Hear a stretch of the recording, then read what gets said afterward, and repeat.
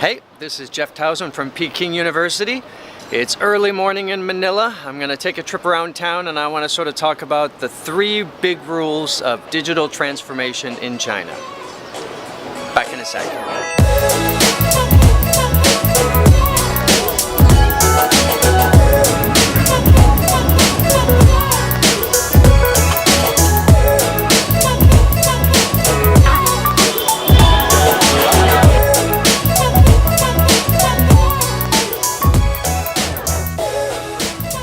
Now, it doesn't escape my attention that I seem to talk about coffee in like half of these videos. So, coffee companies, Starbucks, Costa, if you want to put your products in my things, I will totally do it.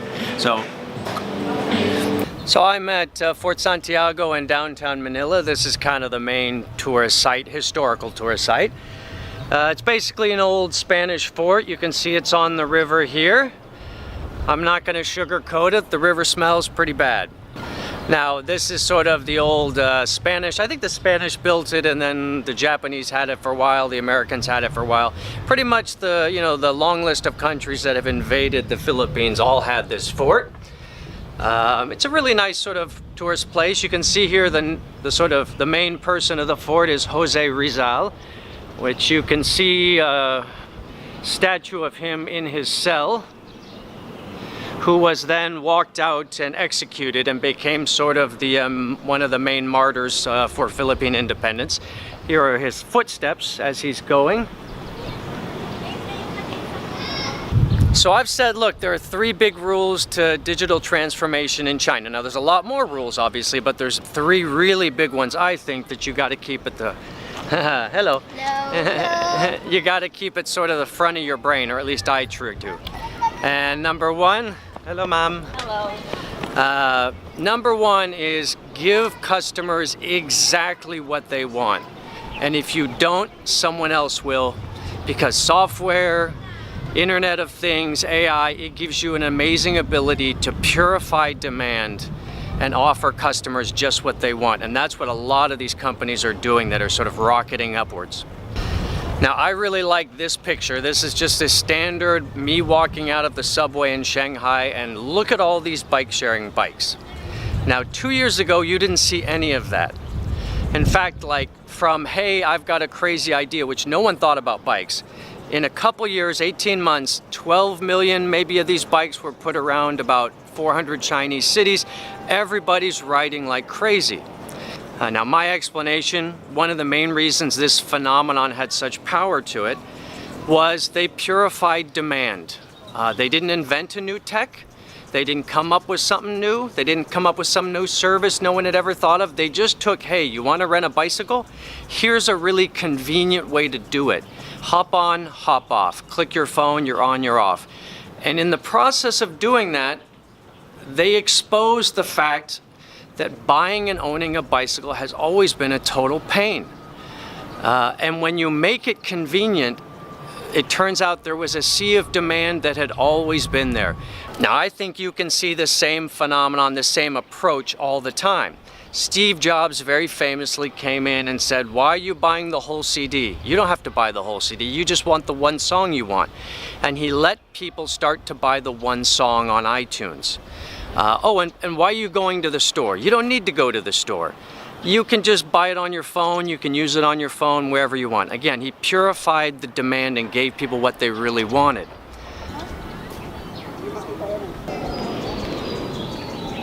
Any company that's selling a product where there's like a time lag between when you buy it and when you get it. A lot of people are targeting that with delivery and other things. Anytime there's a distance, like you buy it here, but you got to go get it there, again, gonna be attacked. Anytime you're subsidizing customers, like one group of customers pays more and then you use that to subsidize another, that's probably gonna get split apart.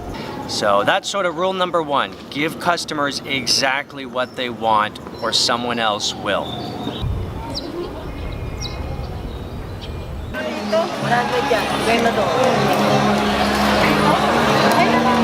Okay, I'm in the Divisoria Mall, which is crazy on a Sunday, and everybody's pointing to this guy's hair. So let's see the hair. Okay, rule number 2. digitize your operations and reimagine them as soon as possible, like right now.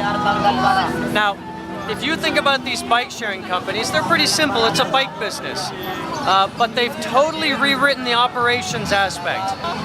Look at this photo. This is a street in Beijing. Which company in this photo is paying for advertisement? Now, the bikes are getting all this marketing for free and they're not paying for it at all, because it turns out these bikes basically sell them, they market themselves once you put them out. So that part of the business is gone. Second part is the sales aspect. The bikes sell themselves. They sit on the street, you buy them. You don't need retail space. You don't need shelf space. You don't need sales staff. You don't need any of that. And then the third bit is, look at their head count. All their people are in software and mobile apps. Traditional bike companies don't have people that do any of that. But that's sort of rule number 2. Reimagine and digitize your operations as soon as possible, like right now.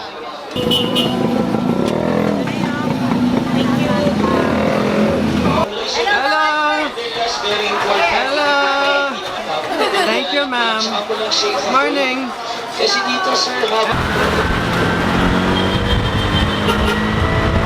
Okay, rule number 3. Get ready for super platforms and for the traditional industry barriers to start to fall. Now, we talked about bike sharing, which is a mobility service. It's a way of getting around. But we could have talked about ride sharing, DD, taxi hailing. We could have talked about metro tickets, buying train tickets, renting a car, buying a car, getting a lease for a car or a loan. From the consumer's point of view, all of these mobility services kind of look the same on your smartphone. So why aren't they just one app that you go to whenever you need to physically get somewhere? And so that's kind of what we're calling these, super platforms. Let's say mobility would be one. So we're seeing bike sharing company Mobike getting bought by Meituan. We're seeing DD, the ride sharing giant, starting to get into bike sharing. We're seeing other companies like C-Trip getting into ride sharing. So everyone's building out these sort of super platforms for mobility. We're going over the bridge here. Take a look.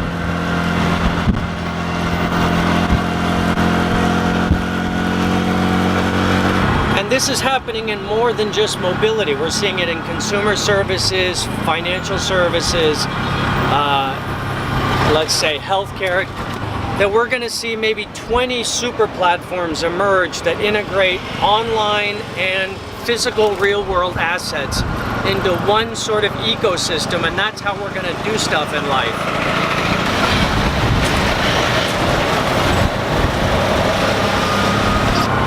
Now, one of the consequences of this argument is traditional industry barriers are going to fall, many of them.